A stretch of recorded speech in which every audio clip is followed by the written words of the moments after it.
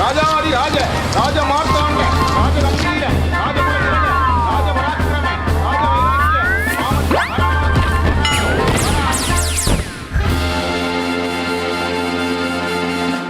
வணக்கம் மக்களே, இது நியூஸ் 18 தர்பார். நான் உங்க எழில். அப்படியே எல்லாருமே கட கட கட கட கடன்னு அண்ணா அறிவாலயத்துக்கு ஒரு பக்கமும், அந்த பக்கம் அதிமுக ஆபீஸுக்கு ஒரு குரூப்பும், எங்க தொகுதியில் கரெக்டாக பண்ணிட்டீங்களா, நாங்கள் பிரச்சாரம் பண்ணலாமா அப்படின்னு எல்லாம் ரெடி ஆகிட்டே இருக்கிறாங்க. இன்னொரு இடத்துல பாருங்க, ஒரு ஐயா மட்டும் தனியாக நிற்காரு. என்னை தனிச்சு விட்டுட்டாங்க ஐயா. நான் கேட்டேன் ஐயா, தரவே மாட்டேங்காங்க, போன் எடுக்க மாட்டேங்கான்னு அவர் ஒருத்தர் வாவா அங்கேருந்து அங்கே ஆயிச்சுக்கிட்டு இருக்காரு ஒரு பெரிய மனுஷர்.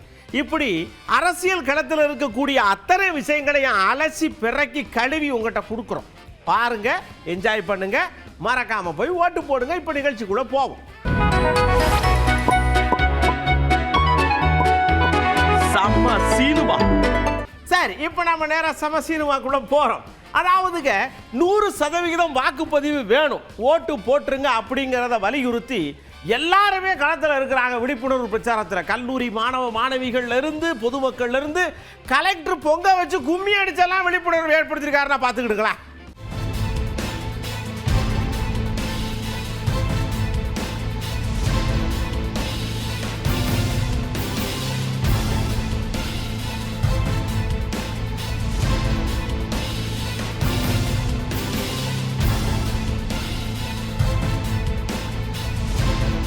நம்ம தென்காசி கலெக்டர் ஐயா ஒரு படி மேலே போயிட்டு, மேலகாரெல்லாம் வந்தாச்சா, சீர்வரிசை தட்டெல்லாம் வந்தாச்சா, பத்திரிக்கை எடுத்துக்கிட்டீங்களா, வாங்க போவா ஓட்டு போடுங்க அப்படின்னு சொல்லி எல்லாருக்கும் பத்திரிக்கை வச்சு ஓட்டு போட கூப்பிடுதாங்க. ஆனால் மொய் மட்டும் எழுத தேவையில்லைங்க.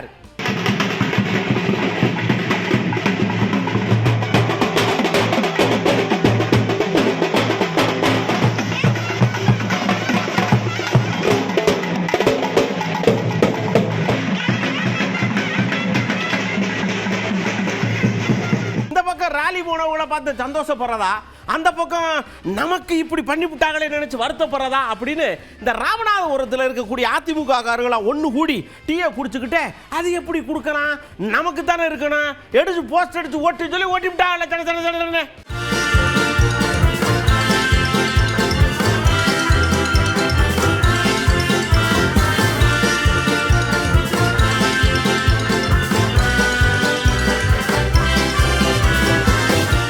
அப்படியே பாருங்க, ஒவ்வொரு வேட்பாளர்களும் தன்னை மக்கள் கிட்ட எப்படி அழுத்தமா பதிய வைக்கணும் அப்படின்னு இப்ப இருந்து ஆரம்பிச்சாங்க. ஏற்கனவே சீமா அண்ணன் பாட்டு பண்ணார்ல, அதே டெவலப்மெண்ட்ல அங்க ஒருத்தர் ஆறுமுகசாமின்னு ஒரு ஐயா என்ன இருக்காரு, வடையை தட்டி போட்டு சுட்டு எடுத்திருக்காரு, ஓட்டு கிடைச்சிரும்னு.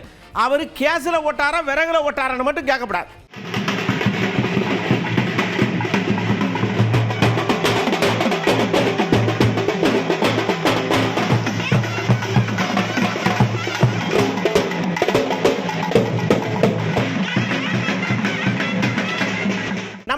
இந்த வடை சுடுறதெல்லாம் அப்படியே இயல்பாவே வந்துடும் இல்லையா. பாட்டு பாடுறதுல இப்ப அண்ணன் ரொம்ப ஆர்வமா இருக்கார். யாரோ அவர் மனசுல உங்க குரல் பயங்கர நல்லா இருக்குன்னு சொல்லியிருக்கிறாங்க.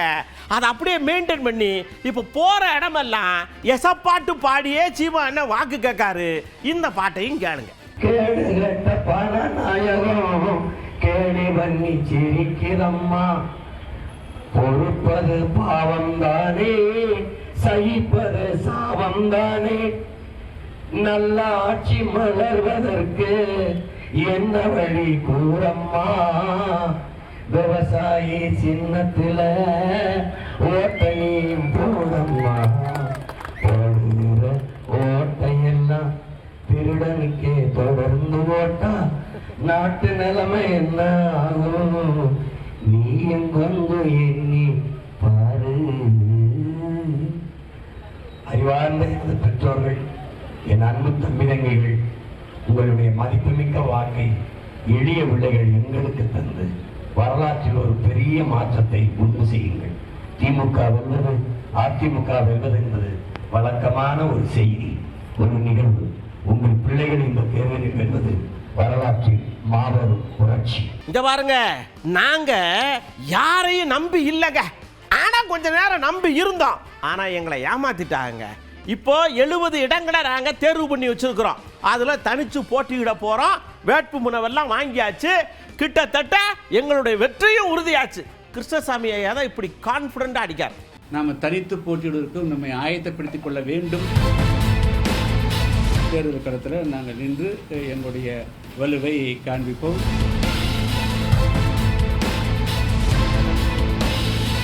பண்ணபுரத்து ராசா அங்கனையே இருக்காரு. அதாவது பண்ணபுரம்னா நாம சொல்றது பனையூரைத்தான் சொன்னோம். அந்த பனையூர் ராசா திடீர்னு என்ன பண்ணார், செங்கோட்டை என்னாச்சியை கூட்டிக்கிட்டு டிஜிபி அலுவலகத்துக்கு வந்துட்டாருங்க. கேஸ் கொடுக்க வந்திருக்காரு. ஆச்சரியமா இருக்குல்ல? இதுதான் அரசியல் முன்னெடுப்பு. ஆமா,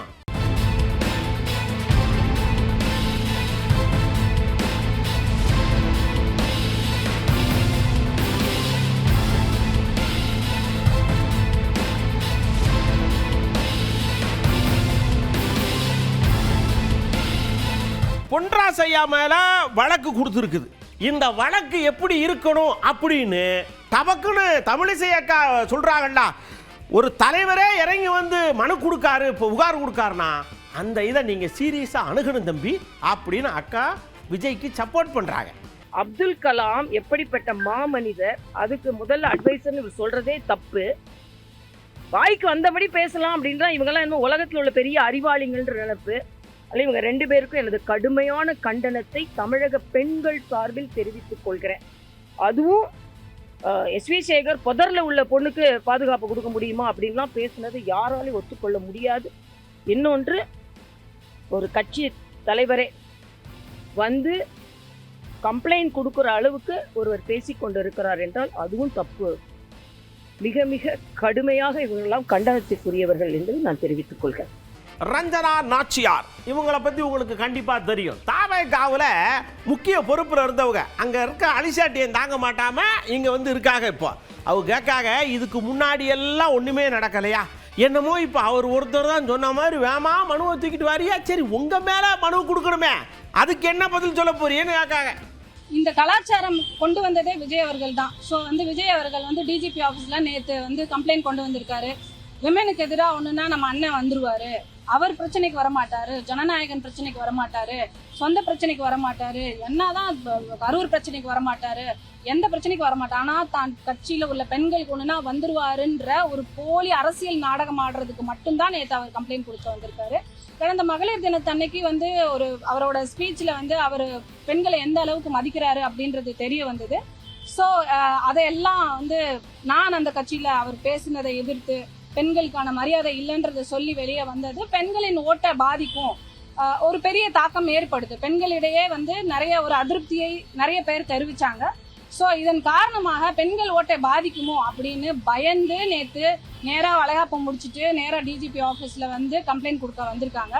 இது அவங்களுக்கு இருக்கிற ஒரு பயத்தை தான் காட்டுதோ இல்லையா, பெண்களுக்கு மேலே உள்ள மரியாதை காட்டலை. உடனே எங்கள் அண்ணன் தான் அண்ணா மண்ணான்னு சொல்லிட்டு பாட்டு போட்டு அண்ணன் எல்லாருக்கும் எங்களுக்காக வந்துருவாரு அப்படின்ற ஒரு பிக்சர் கொண்டு வராங்க. தமிழ்நாட்டு பெண்கள் முட்டாள் இல்லை, தமிழ்நாட்டு பெண்கள் மிகச்சிறந்த அறிவாளிகள், தேர்ந்த அரசியல்வாதிகள். அவங்கள தேர்ந்தெடுத்து தனக்கு தலைவராக யார் இருக்கணும்ன்ற தேர்ந்தெடுக்கிற தகுதி தமிழ்நாட்டு பெண்களுக்கு நிறைய உண்டு. அதனால வந்து தாவேகா தலைவர் விஜய் அவர்களின் போலி அரசியல் நாடகம் இங்க எடுபடாதுன்றதையும் வந்து நான் தெரிவிச்சுட்டேன். பாருங்க, ஒரு கட்சியில நாம இருக்கிறோம், அந்த கட்சியினுடைய கொள்கையோ அல்லனா அதுக்குள்ள இருக்கக்கூடிய முரண்பட்ட விஷயங்களோ நம்மளை ரொம்ப பாதிச்சதுன்னா நம்ம வெளியில வந்தா சரி ஓகே சந்தோஷமா போயிட்டு வாங்கன்னு தானே சொல்லணும். அங்க அக்கா அக்கான்னு கூப்பிட்டுட்டு இதில் வந்துக்கிட்டு சமூக வலைதளம் வச்சுக்கிட்டு மனவரியா கேட்டா மனசு வலிக்குதா இல்லையா? இப்போ சைபர் கிரைமில் கொடுத்துருக்குற உங்களுக்கு இருக்குது அப்படிங்காக நாச்சியார் அக்கா.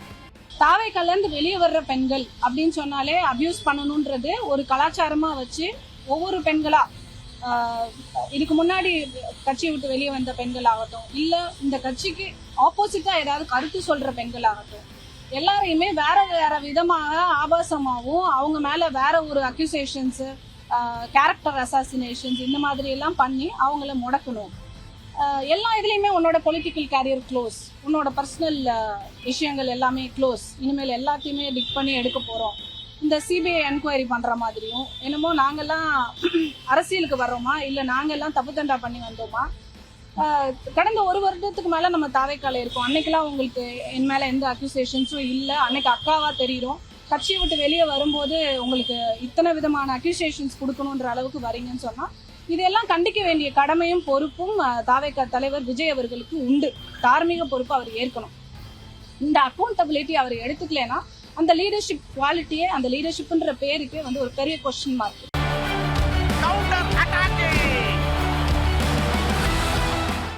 அப்புறம் பாருங்க, எடப்பாடி ஐயா இப்ப பரப்புரையில் ஓடிக்கிட்டு இருக்காருல்ல, திமுகவை இப்ப விளாசிக்கிட்டே இருக்கார். எதிர்த்தரப்புல இருந்து எதுவும் வரல, அதனால முன்ன கூட அடிச்சு விட்டுக்கிட்டு இருக்கார் மனுஷன். திரு ஸ்டாலின் அவர்களே, 25 நாட்கள் தொடர்ந்து நீங்க தேர்தல் கூட்டணி பற்றி பேசிட்டு இருக்கிறீங்க. எவ்வளவு 25 நாட்கள்? அந்த 25 நாட்கள் பேசி கூட இன்னும் முடிவு எட்டப்படவில்லை. நாளே நாள் முதல் நாள் எங்களுடைய கட்சி தலைமை அலுவலகத்திற்கு எங்க கூட்டணி கட்சி சேர்ந்த பிரதிநிதிகள் வந்தாங்க. பேசின உடனே எங்க கூட்டணியில் அங்க வைக்கின்ற கட்சிகளுக்கு எத்தனை இடங்கள் என்று அப்பொழுதே அறிவிக்கப்பட்ட கட்சி அதிமுக கட்சி. அறிவிச்சோம்ல. ஆனா திராவிட முன்னேற்ற கழகம் கூட்டணியில் அங்க வைக்கின்ற கட்சிகள் எல்லாம் புலம்பிக் கொண்டிருக்கின்றது. லீமா ரோஸ் யார் தெரியுமா? நம்ம தாவேகாவினுடைய ஒரு தூணு, ஆதவர்ஜனாவுடைய சொந்தக்காரங்க. அவங்க ஏடிஎம்கே சார்பில் நிற்கிறாங்க. நான் ஜெயிச்சிருவேன், எனக்கு எம்ஜிஆர் ஐயாவும் ஜெயலலிதா அம்மாவும் 2 கையும் தூக்கி ஆசீர்வாதம் பண்றாங்க, ஜெயிச்சு காட்டுறோம்காக. புரட்சி தலைவர் எம்ஜிஆர் அவர்களை வணங்கி, இதே தெய்வம் புரட்சி தலைவி அம்மா அவர்களை வணங்கி, எங்கள் அண்ணன் பாக்குமார் அண்ணன், நம்ம பொதுச் செயலாளர் அண்ணன் எடப்பாடியார் வழியில் நடந்து நாங்கள் வந்து லால்குடியில் எனக்கு களமிறங்க கொடுத்துருக்குறாங்க வேட்பாளராக. கண்டிப்பாக நாங்கள் வெற்றி பெறுவோம். 10,000 ஓட்டு வித்தியாசத்தில் நாங்கள் வெற்றி பெறுவோம் என்று மக்களுக்கு சேவை செய்ய தான் வந்திருக்கிறோம். கண்டிப்பாக நான் செய்வேன். Okay, thank you. அப்படியே பாருங்க, இந்த வேட்பாளர் பட்டியலை பார்த்துக்கிட்டே இருக்கிறாங்க. என்ன அழகா தேர்வு பண்ணி, எப்படி இது பண்ணி, கண்ணில் ஒத்தி எடுத்துக்கிட்டு தூங்கிக்கிட்டே இருக்கலாம் போல இருக்கு அப்படின்னு தன்னுடைய தலைவர் தேர்வு செஞ்ச வேட்பாளர் பட்டியலை பற்றி புலங்காக அடைகிறாரு இங்க ஒருத்தர். வேட்பாளர் பட்டியலை பார்த்தாலே உங்களுக்கு தெரியும். அப்படியே வேட்பாளர் பட்டியல் கண்ணில் ஒத்திக்கிற மாதிரி வேட்பாளர் பட்டியல். அதிமுகவுடைய வெற்றி வாய்ப்பு, அதிமுக கூட்டணியுடைய வெற்றி வாய்ப்பு பிரகாசமாக இருக்குது. மீண்டும் தமிழகத்துடைய முதலமைச்சராக அண்ணன் எடப்பாடி அவர்கள் பதவியேற்கிறார். இந்த வேட்பாளர் பட்டியலை பார்த்தாலே உங்களுக்கு தெரியும். அப்படியே வேட்பாளர் பட்டியல் கண்ணில் ஒத்திக்கிற மாதிரி வேட்பாளர் பட்டியல். அதிமுகவுடைய வெற்றி வாய்ப்பு, அதிமுக கூட்டணியுடைய வெற்றி வாய்ப்பு பிரகாசமாக இருக்குது. மீண்டும் தமிழகத்துடைய முதலமைச்சராக அண்ணன் எடப்பாடி அவர்கள் பதவியேற்கிறார். ஓஎஸ் மணி ஐயா இந்த ரேஸில் ஒருபடி முன்ன போயிடணும்டா சொல்லிட்டு 5 வருஷம் திமுக ஆண்டுச்சு. மக்கள் எல்லாம் அதில் பாதகத்தில் இருக்காங்க. வீணா போச்சே. இப்போ எடப்பாடி ஐயா எப்படி கதாநாயகனா இறக்கியிருக்காரு பாருங்க அப்படின்னு முன்ன கூடி போறாரு முந்துறார். அனைத்து இந்திய அண்ணா திராவிட முன்னேற்ற கழகம் எடப்பாடியார் அவர்களுடைய ஆளுமை திறனை மக்கள் வரவேற்றுக் கொண்டிருக்கிறார்கள். 5 ஆண்டு கால ஆட்சி தமிழகத்தில் வீணாக்கப்பட்டு விட்டது. இந்த ஆட்சி மக்கள் விரோத ஆட்சியாக போய்விட்டது. அனைத்து துறையும் தோல்வியடைந்து விட்டது என்று மக்கள் மாற்று ஏற்பாடு வேண்டும், அது எடப்பாடியாராகத்தான் இருக்க வேண்டும் என்று விரும்புகிறார்கள். களம் திமுக வர்சஸ் அண்ணா திமுக இருக்கா, இல்லை புதியவர்களுக்கான வாய்ப்பு இருக்கான்னு நினைக்கிறீங்களா? ஒருபோதும் இல்லை. அனைத்து இந்திய அண்ணா திராவிட முன்னேற்ற கழகம் தான் களத்தில் முன்னணியில் இருக்கிறது. வேட்பாளர் பட்டியல் ஒரு பக்கம் தேர்தல் அறிக்கை, அடுத்தடுத்து களம் வேகமாக நகர்ந்துக்கிட்டே வருது அதிமுக. திருநெல்வேலியை விட்டுட்டு அப்படின்னு நான் சாத்தூரில் போட்டி விட போகிறோம்னா ஆர்வத்தில் சொல்லிட்டார். ஐயோ லிஸ்ட் வரும்ல சொல்லிட்டேனே அப்படின்னு சமாளிக்கார். ஒருவேளை சாத்தூர் சேவை அவருக்கு பிடிச்சி போச்சு போல்கும். நிச்சயமாக அனைத்து தொகுதிகளிலும் தேசிய ஜனநாயக கூட்டணி நிச்சயமாக. சாத்தூர்ல போட்டிட்டீங்களா? நான் சாத்தூர்ல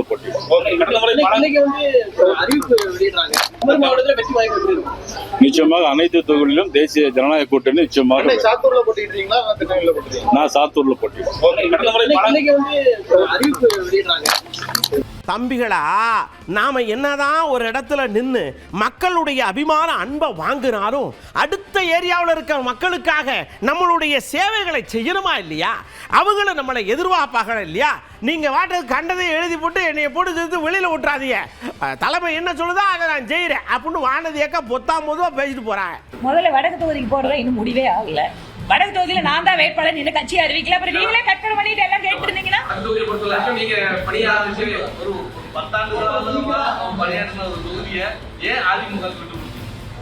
அதுதான் முன்னாடி சொன்ன மாதிரி தெற்கு தொகுதி மக்கள் வந்து எனக்கு வாழ்க்கையில வந்து ஒரு மிக சிறப்பான ஒரு அரசியல் தளத்தை கொடுத்தவர்கள். ஒரு வரலாற்று வெற்றி அப்படிங்கறத என்னோட அரசியல் வாழ்க்கையில அதை கொடுத்தவர்கள் தெற்கு தொகுதி மக்கள். 10 வருட காலம் ஒவ்வொரு மூலை முடுக்கிலேயும் ஒவ்வொரு தெருக்களிலேயும் ஒவ்வொரு பிரிவு மக்களுக்காகவும் உழைத்துக் கொண்டிருந்தவள் நான். ஆனாலும் கூட வெறும் எம்எல்ஏ மட்டுமல்ல, கட்சி அதை விட ஒரு பெரிய அங்கீகாரம் கொடுத்து தேசிய தலைவர் பொறுப்பையும் கொடுத்துருக்கு. தேசிய தலைவர் நாடு முழுக்கும் தான் வேலை பண்ணிட்டு இருக்கேன். அதனால ஒரு குறிப்பிட்ட தொகுதி அப்படிங்கிறது பிஜேபிக்கு அங்கும் இங்குமாக மாற்றம் இருந்தாலும் எல்லா தொகுதி மக்களுக்காகவும் உழைக்க வேண்டும். எப்படி பிரதமர் சொல்கிறார், நான் பிரதமராக அத்தனை 140 கோடி மக்களுக்கும் உழைக்கின்ற மாதிரி எங்களுக்கு வாய்ப்பு கிடைக்கின்ற பொழுது எல்லாருக்கும் உழைச்சிட்டு தான் இருக்கும். அதனால முதல்ல இன்னும் வேட்பாளர் அறிவிக்கல, அந்த கேள்வி எங்களுக்கு பொருந்தாது. அறிவிச்சதுக்கு தம்பிகளா தம்பிகளா அப்படின்னு சொல்லிட்டு அக்கா சொல்றாங்க. அக்காட்ட கேட்ட கேள்விக்கு தான் அந்த பதில் வருது. என்னன்னா, அண்ணாமலை அண்ணாச்சி இந்த ஏரியாவில் போட்டி ஓட போறதாகவும், நீங்க டெல்லியில் போய் ஏதோ ஒரு பெரிய பதவியை வாங்க போறதாகவும் கோயம்புத்தூர் முழுக்க குசு குசுன்னு பேசுறாங்களே, உண்மையா அப்படின்னு கேட்டா அதுக்கு தான் இந்த சிரிப்பை பதிலாக கொடுக்காங்க. நான் தான் முன்னாடியே சொன்னேங்களே, நீங்க வந்து இங்க இருக்கக்கூடிய உங்களோட மீடியா நண்பர்கள் 2016 இருந்து என்ன பார்த்துட்டு இருக்கிறீங்க. நாம எத்தனை எலெக்ஷன் பார்த்திருக்கோம்? 19 பார்த்தோம், 21 பார்த்தோம், 24 பார்த்தோம், இப்ப 26க்கு வந்திருக்கோம். நீங்க இந்த கேள்வி கேட்கறதே வந்து எனக்கு வந்து ரொம்ப சங்கடமா இருக்கு. நான் என்ன பொறுத்த வரைக்கும் எந்த தேர்தலாக இருந்தாலும் கட்சி என்ன பணி எனக்கு கொடுக்கப்பட்டிருக்கோ 1% கூட அதை குறைத்துக் கொள்ளாம வேலை செய்யறோம். அதனால கட்சி யாரை வேட்பாளராக அறிவித்தாலும் என்னுடைய பணி என்பது 100%ல 1% கூட குறையாது. என்னோட விருப்பத்தை சொன்னேன். உங்களோட கற்பனை சிறகை இப்போதைக்கு தட்டிட்டு இருங்க, கட்சி முடிவெடுக்கிற வரைக்கும் இருக்கட்டும். இங்க பாருங்க, புதுச்சேரியில வடை சுடல, வாக்காளர்கிட்ட போய் காலில் விழுகல, ஆனா ஓட்டு கேட்காரு ஒருத்தர். எப்படி கேட்காருன்னா, இந்த நாட்டை விட்டு போறதை தவிர்த்து எனக்கு வழியே இல்லை, எனக்கு நீங்க ஓட்டு போட்டே ஆகணும் அப்படின்னு இந்த பாஜக வேட்பாளர் கேட்காரு. எல்லாரும் மைண்ட் வாய்ஸ் என்ன இருக்குன்னு உங்களுக்கே புரியும். தோல்வி பயத்தில் இந்த மாதிரி ஒன்று கிடக்கணும் சொல்லுவேன். வெற்றி பெறலன்னா இந்தியா விட்டே போயிடுறேன், வேறு யார் சேலஞ்ச் பண்ண சொல்லி பார்ப்போம். இந்த நாட்டிலே இருக்க மாட்டேன். நான் வெற்றி பெறலாம், இந்த நாட்டிலே இருக்க மாட்டேன். இந்த சேலஞ்ச் அவர் பண்ண சொல்லுவோம். அப்படின்னா என்ன, எனக்கு தெரியும் பிஜேபி அவ்வளோ ஸ்ட்ராங்காக இருக்குது, அவ்வளோ கட்டமைப்பு. கூட வந்து முன்னாள் எம்ஏ பாஸ்கர் என் கூட இருக்கிறாரு. அதனால் வெற்றி பிரகாசமாக இருக்குது, ஒன்றும் பிரச்சனையே இல்லை. 100% ஜெயிப்பேன். அவர் என்ன வேணாலும் சொல்லலாம், அந்த தொகுதி விட்டு வந்துட்டார், இந்த தொகுதி விட்டுட்டு வந்துட்டார், நான் ஒரு வியாபாரின்னு. அதெல்லாம் தேர்தல் முடிவு 4ஆம் தேதி பார்த்து சொல்லுவேன். அப்புறமேட்டா வேறு என்ன அவ்வளோ சேலஞ்ச் பண்ணுறேன்னு அவர் எதாவது சேலஞ்ச் பண்ண சொல்ல பார்ப்போம். மீண்டும் எலெக்ஷன் நிற்க மாட்டேன்ற ஒரே வார்த்தை சொல்லி பார்ப்போம். ஐயா தம்பிகளா, கட்சி கட்டுக்கோப்பில் இருக்கணும் அப்படி நம்ம சொல்லத்தான் முடியும். அதை மீறி அவங்க பண்ணாங்கன்னா கட்சியை விட்டு நீக்கலாம். ஆனால் அவங்க அப்படியே நின்றுக்கிட்டே இருந்தா நம்ம என்ன தம்பி பண்ணுறது? 6 பேரை நீக்கியாச்சு, ஆனால் கேட்க மாட்டேங்காக சேட்டக்காரங்களா இருப்பாக ஒரு இருக்குன்னு வைத்திலிங்க அண்ணாச்சு புலம்புறாரு. எதுக்குன்னு வாருங்க. அதாவது அவர்கள் அறிவிக்கப்படாத வேட்பாளர்கள், காங்கிரஸ் கட்சியால் ஏற்றுக்கொள்ளப்படாத வேட்பாளர். அது எங்களுக்கும் அதற்கும் சம்பந்தமில்லை. ஏனென்றால் அவர்களை வாபஸ் பெற வேண்டும் என்று கூறினோம், அவர்கள் செய்யவில்லை. அதனால் அவர்கள் மீது நடவடிக்கை எடுத்துக்கொண்டார். 6 பேருக்கு வந்து வாக்கு கேட்பாங்க. அதாவது எங்களுடைய கட்சி நிர்வாகிகள் அவர்களோடு சேர்ந்து பணியாற்றக்கூடாது என்று அறிவித்திருக்கின்றோம். அவர்கள் மீது உண்டான நடவடிக்கை எடுப்பதற்கு உண்டான அனைத்து பணிகளையும் நாங்கள் செய்து அது அதுக்கு உண்டான நடவடிக்கைகள் எடுத்துக்கொண்டிருக்கிறோம். ஏன்னா இது வந்து அகில இந்திய பிரிவில் இருக்கிறதுனால அவங்களுடைய அதிகாரத்தில் இருந்து நாங்கள் அவர்கள் மீது உரிய நடவடிக்கை, அதாவது நீக்கமோ மற்றதோ எதுவாக இருந்தாலும் அந்த நடவடிக்கை எடுத்து. ஐயா நீங்க இப்ப ஆக்ஷன் எடுத்துட்டிய, அவங்களும் நிக்காக ஜெயிச்சிட்டாங்க, ஒரு 2 பேர் ஜெயிச்சிட்டாங்க. இப்போ பதவியேற்பு முடிஞ்சதுக்கப்புறம் வலு சேர்க்கறதுக்காக அவங்கள கூட்டணி சேர்த்துக்கிருவீங்களா, இல்லைன்னா எப்படின்னா அது ரிசல்ட் வந்ததுக்கப்புறம் பார்த்துக்குருவோம் அப்படின்னு குசுக்குன்னு ஹஸ்கி வாய்ஸில் பேசுகிறாங்க. 6 பேர்ல ஒருத்தராவது அதுல வெற்றி பெற்றா அவங்க கை சின்னத்துல வெற்றி பெறுவாங்க. வெற்றி பெற்ற பிறகு உங்களுக்கு அவங்க வேணுமா வேணாமான்னு மெசேஜ் பண்ணி வேணாம் அப்படி கூட சொல்லுவீங்க, அன்னைக்கு பாத்துக்கலாம். அப்ப திருப்பி இல்ல அது வந்து அந்த மாதிரி எங்களுடைய வேட்பாளர்கள் எங்களுடைய கட்சி நிர்வாகிகள் அவர்களுக்கு ஒத்துழைப்பு தரமாட்டார்கள். வெற்றி பெற்றால் 6 பேர்ல அது நீங்க சந்தேகத்துக்கெல்லாம் என்னால பதில் சொல்ல முடியாது. எங்களுடைய நிர்வாகிகள் அவர்களுக்கு ஆதரவு தரமாட்டார்கள். நீங்க கேட்டும் அவங்க வாபஸ் பண்ணல, நாங்க கேட்டும் அவங்க வாபஸ் பெறல. ஐயா என்னங்கய்யா, காரா போற இடத்துல சைக்கிளை கொண்டு நிப்பாட்டிருக்காங்களே, டஃப்பான ஏரியாவை கொடுத்துருக்காங்களே அப்படின்னு சீக்கே வாசனையிட்ட கேட்டா ஐயா சொல்றாரு, நாங்க எல்லாரும் ஒன்று போல போய் ஓட்டு கேட்போம். அப்ப காரு போக முடியாத சந்துக்குள்ளெல்லாம் சைக்கிள் போயிருமுறா, ஜெயிச்சிருவோம்ரா, அந்த கான்பிடென்ட் இருக்கு அவர்கிட்ட. மணி கிணிங்கிணிங்க அடிக்கி. தமாகாவுக்கு ஒதுக்கப்பட்டிருக்கிற 5 தொகுதிகளுடைய மக்கள் வாக்காளர்கள், மக்கள் தான் எஜமானர்கள். வாக்காளர்களுடைய மனநிலை என்னவென்றால் ஊழல்வாதிகளுக்கு முடிவு கட்ட வேண்டும், பாதுகாப்பு கொடுக்காத அரசுக்கு முடிவு கட்ட வேண்டும். அப்படிப்பட்ட நிலையிலே மக்கள் முடிவெடுக்கும் போது எங்களுக்கு இந்த 5 தொகுதியும் வெற்றி தொகுதிகளாகவே அமையும் என்பதில் மாற்று கருத்து கிடையாது. எங்களுடைய வேட்பாளர்கள் நேர்மையான வேட்பாளர்கள், களத்திலே மக்கள் பணியாற்றி கொண்டிருக்கிற வேட்பாளர்கள் என்பதிலே மாற்று கருத்தே இருக்க முடியாது. அதனை களத்திலே உறுதியாக பிரதிபலிப்பார்கள். கூட்டணியினுடைய பலம் எங்களுடைய வெற்றி. ஐயா நீங்க சைக்கிளை பத்தி பேசுறீங்க, ஆனா நிக்கிறது என்னமோ தாமரையில் நிக்கிய, அது பிடிக்காம உங்க ஏரியாவில இருந்து ஏகப்பட்ட பேர் கலந்துக்கிட்டு போறாங்கன்னு சொன்னா அவங்களுக்கு புரியல தம்பி. சைக்கிளில் போனாலும் நம்ம தாமரையுடைய மனம் வீட்டுக்குள்ள போகுங்கிறது அவங்களுக்கு புரியலைங்க. ஒரு சின்ன உதாரணம், புரிதல் இல்லாதவர்களுக்கு புரிதல் ஏற்பட வேண்டும் என்று கொடுக்க வேண்டும் என்றால், சென்ற பாராளுமன்ற தேர்தலிலே நான் பாஜக தலைமையில் தான் இருந்தேன். பிரதமர் அவர்கள் மீண்டும் பிரதமராக வர வேண்டும் என்றது முடிவெடுத்து அதிமுகவிலிருந்து வெளியிலே வந்தோம். அன்றைக்கு நான் பாஜகவினுடைய தாமரையிலே போட்டியிடவில்லையே. தமிழ் மாநில காங்கிரஸ் கட்சிக்கு 3 தொகுதி கிடைத்தது. அந்த 3 தொகுதியிலும் சைக்கிள் சின்னத்திலே தான் போட்டியிட்டேன். அப்படி என்றால் தேர்தல் ஆணையத்தினுடைய விதிப்படி அதிகாரப்பூர்வமாக எங்களால் அதிலே போட்டியிட முடிந்தது. தற்போது மீண்டும் நான் பாஜக தலைமையிலே இருக்கிறேன். தொடர்ந்து சைக்கிள் சின்னத்தில் போட்டியிட வேண்டும் என்பது எங்களுடைய கட்சியினுடைய நோக்கமாக இருந்தாலும் கூட தேர்தல் ஆணையத்துடைய விதிகளின்படி சைக்கிள் சின்னம் கிடைக்கவில்லை என்றால் உடனடியாக எங்களுடைய அடுத்த சின்னம் நாங்கள் சார்ந்து இருக்கின்ற கட்சியினுடைய சின்னம், அது தாமரை தான். இதில் மாற்று கருத்தே இருக்க முடியாது. புரிதல் இல்லாதவர்களுக்கு புரியும்படி நான் கூறியிருக்கிறேன். நான் போய் இனிமேல் இந்த தேர்தலிலே என்னுடைய வேட்பாளர்கள் வெற்றி பெறுவதற்கு சேர், மேஜை, பெஞ்ச் என்று ஒரு புதிய சிம்பலை தேடிக்கொண்டிருக்க முடியாது. அது உகந்ததாகவும் இருக்காது என்று எனக்கு தெரியும். தம்பிகளா, மற்ற கட்சிகள் மாதிரி இலவசங்களா அந்த அண்ணே வாரி வாரி கொடுக்க மாட்டேன். 3 விஷயத்தை தான் இலவசமாக கொடுப்பேன்.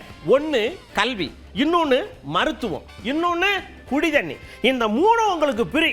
நல்ல கல்வியை கொடுக்குறேன், நம்ம பிள்ளைக்கு நல்ல படிப்பை கொடுக்குறேன். பெற்றுக் கொடுங்கள் பிள்ளைகளை, கற்றுக் கொடுக்கிறோம் நாங்கள். பிள்ளைகள் உங்கள் வீட்டின் செல்வங்கள் அல்ல, நம் நாட்டின் செல்வங்கள் என்று சட்டம் இயற்றி பிள்ளையை பெற்று விட்டவன் 3 வயதிலிருந்து என்கிட்ட ஒப்படைச்சிடணும். அது எவ்வளவு தூரம் படிக்குதோ அரசாங்கம் படிக்க வைக்கும். காரணம், நாட்டின் செல்வங்கள். ஒரு நாட்டின் செல்வத்திலே ஆகப்பெரிய செல்வம் அறிவு செல்வம். அந்த அறிவு செல்வத்தை என் நாட்டு பிள்ளைகளுக்கு கொடுப்பேன். வேற என்ன? மருத்துவம், உயிர் காக்கும் மருத்துவம். மருத்துவம் ஒரு மகத்தான சேவை, அது என் மக்களுக்கு தேவை. உலக தரத்திற்கு கட்டணம் இல்லாது, ஏழை பணக்காரன், உயர்ந்தவன் தாழ்ந்தவன் என்ற பாகுபாடு இல்லாது சரியாக சமமாக தரமாக ஆகச் சிறந்த மருத்துவத்தை கொடுப்பேன். தனியார் முதலாளிகளிடத்தில் என்ன தரம் இருக்கு என்று நீ நினைக்கிறியோ அதை தாண்டிய தரத்தில் மருத்துவத்தை கொடுப்பேன். அறிவை வளர்க்கும் கல்வி, உயிரை காக்கும் மருத்துவம், உலக உயிர்களின் உயிர் தேவையாக உயிர் பாலாக இருக்கிற தண்ணீரை ஒரு சொட்டு கூட நீ காசு கொடுத்து வாங்க வேண்டியதில்லை. தூய குடிநீரை ஒவ்வொரு வீட்டுக்கும் கொடுத்துருவேன். இது 3 மட்டும்தான் கட்டணம் இல்லாமல் உங்கள் மகன் தருவேன். கட்டணம் இல்லாமல் தருவேன். இந்த கேஸ் இல்லை, ஹோர்முஸ் நீரிணையை மூடிட்டாங்க, கப்பல் வரப்போகுது, இதெல்லாம் நம்ம ஆட்சியில் கிடையவே கிடையாது. கேஸே உங்களுக்கு கிடையாதுங்க. எல்லாமே ஆடு மாடு வளர்க்குறோம், நாமளே கேஸை உற்பத்தி பண்ணுறோம், தன்னிறைவு அடைகிறோம், அமெரிக்காவுக்கு இங்கிருந்து அனுப்புகிறோம். இதுதான் அண்ணன் திட்டம்கார். எல்லாம் எரிகாற்றா தருவேன், நானே தருவேன், சிலிண்டர் தருவேன். ஆனால் உரிய கட்டணத்துக்கு தருவேன், தடை இல்லாமல் தருவேன். ஏன்? அந்த எரிகாற்றை உங்கள் மகனை உற்பத்தி செய்வேன், நானே உற்பத்தி செய்வேன். எந்த நாட்டையோ எந்த மாநிலத்தையோ எந்த முதலாளியோ சார்ந்து நிற்க மாட்டேன். நான் என்னுடைய ஆடு மாட்டு கழிவு, மக்கிய இலைதலை கழிவு, என்னுடைய கோழி கழிவு, வாத்து கழிவு, நான் எல்லாத்தையும் சேர்த்து அதில் இருந்து பயோகேஸுங்கிற அந்த எரிகாற்று உயிர் வழின்னு நம்ம தூய தமிழில் சொல்கிறோம், நான் தயாரித்து வீடு வீட்டுக்கு தடை இல்லாமல் என் மக்களுக்கு கொடுத்துருவேன். நீ அதை விட்டுரு. அதுக்கப்புறம் மின்சாரம், மாற்று மின் உற்பத்தி. உங்கள் மகன் படம் போல் போட்டு போட்டு காட்டுவேன், எப்படி மின்சாரத்தை உற்பத்தி செய்வேன், எப்படி தடை இல்லாமல் உனக்கு கொடுப்பேன், தடை இல்லாமல் தருவேன். ஆனால் கட்டணம் இல்லாமல் தரமாட்டேன். உரிய கட்டணம், உற்பத்தி செலவு எவ்வளவோ அங்கே பணி செய்கிற பிள்ளைகளுக்கு நான் சம்பளம் கொடுக்கணும், கடன் வாங்கி கொடுக்க முடியாது இந்த கடங்கர பிள்ளைக மாதிரி. அதனால உரிய கட்டணத்தை கொடுப்பேன், தடை இல்லாமல் கொடுப்பேன். நம்ம விக்ரமராஜா இருக்காங்கல்ல, நீங்கள் பணம் நகையை பிடிக்கிறதுலேயே தேர்தல் ஆணையம் வந்து குறியாக இருக்குது, அந்த அதிகாரிகள் நோண்டுறாங்க. ஆனால் விலை மதிப்பில்லாத கேஸ் சிலிண்டரை பதுக்கிறவங்களை விட்டுறீங்களே, அதுவும் இப்போ தங்கத்துக்கு நிகராக அதை தாண்டி வேற போய்கிட்டு இருக்க, இதெல்லாம் கண்டுக்கப்படாதா அப்படின்னு கேள்வி கேட்காரு தேர்தல் ஆணையத்தை பார்த்து. அதாவது அரசு அதிகாரிகள் தான் இப்போ நம்மகிட்ட வழிபறி பண்றாங்க பாருங்க, தேர்தல் அதிகாரிகள்.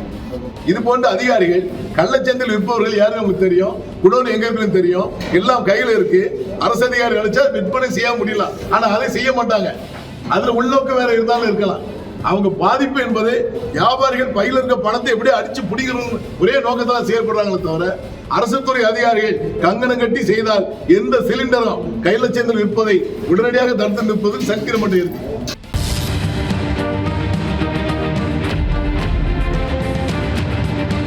மக்கள்கிட்ட இங்க வாங்க, இன்னைக்கு அமாவாசையா, இன்னைக்கு நல்ல நாளா, மனு தாக்கல் பண்ணலாமா?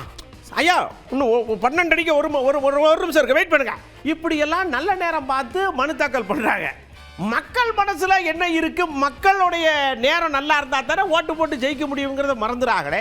இதெல்லாம் எப்படி சரியானு கேட்டோம் மக்கள்கிட்ட, கலந்து கட்டி ஒரு பதிலை சொல்லியிருக்கிறாங்க, பார்த்து என்ஜாய் பண்ணுங்க. வேட்புமனு தாக்கல் செய்யும் போது மேக்சிமம் அனைவரும் நல்ல நாள் பார்த்து தான் வேட்புமனு தாக்கல் செய்கிறாங்க. நல்ல நேரம்னா அது அவங்கவுங்க விருப்பம், அது எப்படி நமக்கு தெரியல. இது நேரங்காலத்தை பார்த்து மனு தாக்கல் செய்கிற, மனு இப்போ வாங்குறன்றது வந்து அவங்கவுங்க மனசை பொறுத்தது. நல்ல நேரங்கிறது ஒரு ஃபார்மாலிட்டி தான், அதாவது அதுவே வெற்றி பெறதுக்கு உண்டான அறிகுறி கிடையாது. மக்கள் மனதில் இருக்கும்போது தான் வேட்பாளரை என்ன ஜெயிக்கலாம். தேர்தலில் ஓர் வேட்பாளரின் வெற்றி தோல்வி என்பது நாள் நட்சத்திரத்தை பார்த்து அது தீர்மானிக்கப்படுவதல்ல. அந்த வேட்பாளர் மக்களோடு சார்ந்து மக்களுக்காக மக்களினுடைய தேவை பொறுத்து அவர் செயல்படுகிறதை பொறுத்து தான் அவருடைய தேர்தலில் அவர் வெற்றி தோல்வி என்பது அமையும். வேட்பாளர் என்பவர் மக்களோடு போராடி இருக்க வேண்டும், மக்களுக்கான பணியை செய்திருக்க வேண்டும், மக்களோடு தொடர்பு இருப்பவர் மட்டும்தான் வெற்றி பெற முடியும். வாக்குறுதிகளை கொடுத்து ஒரு நம்பகத்தன்மை ஏற்படுத்த வேண்டும். அந்த நம்பகத்தன்மை வாயிலாகத்தான் இந்த பகுதி வாழ் மக்களுக்கு நல்ல திட்டங்களை சட்டமன்றத்திலே பேசுவார், நல்ல சட்டங்களை சட்டமன்றத்திலே பேசி நிறைவேற்றுவார் என்கின்ற மக்களுக்கு ஒரு நம்பிக்கை ஏற்படும். அப்படிப்பட்ட ஒரு வேட்பாளரை தான் மக்கள் தேர்வு செய்வார்கள். அவங்க வந்து மக்கள் மனதில் வந்து நல்லா இடம் பெற்று நல்லா சேவை செய்யக்கூடியவங்களும் மக்களோட மக்களாக ஒன்றி பழகக்கூடியவங்க வெற்றி பெற முடியும். நம்ம மக்கள்கிட்ட நல்ல பேர் வாங்கியிருந்தாலே நம்மளுக்கு நல்ல நேரம் தானே அது. நம்ம வந்து நல்ல வேலைகள் செய்து நல்ல திறமையாக மக்களுக்கு எடுத்து சேவை செஞ்சால் தான் நம்ம வெற்றி பெற முடியும். அவங்க அந்த வேட்பாளர் வந்து மக்கள் மத்தியில் பிரபலமாகி மக்களுக்காண்டி தொண்டு செஞ்சு மக்கள்கிட்ட நல்ல நேரமா கெட்ட நேரமான்னு மக்கள் சொல்லணும். யார் ஒரு நல்ல தலைவர் மக்களுக்கு நேசித்து மக்களுக்காக உழைக்கிறாங்களோ அவங்க ஃபீல்டு ஒர்க்கில் நல்லா சக்ஸஸ்ஃபுல்லாக வர முடியும். வேட்பாளர் வந்து நல்லபடியாக அவர் மக்களுக்கு செஞ்சுருந்தாருன்னா அதுதான் அவருக்கு நல்ல நேரம். 100% விழிப்புணர்வு நியூஸ் 18 தமிழ்நாடு கொடுத்துக்கிட்டு இருக்குல்ல, அது மாதிரி நீங்கள் பார்த்துட்டு கண்டிப்பாக ஓட்டு போட போயிருங்க. என்ன காலையில் சீக்கிரம் வெயில் வரதுக்குள்ள ஓட்டு போட போயிருங்க. அது வரைக்கும் ஏகப்பட்ட விஷயத்தோட அடுத்த தர்பாரில் உங்களை சந்திக்கிறேன். அதுவரை அன்பு ஊர்ந்து விடைபெறுவது உங்கள் அன்பு நண்பன் எழில். வணக்கம் மக்களே. தாரபாயே.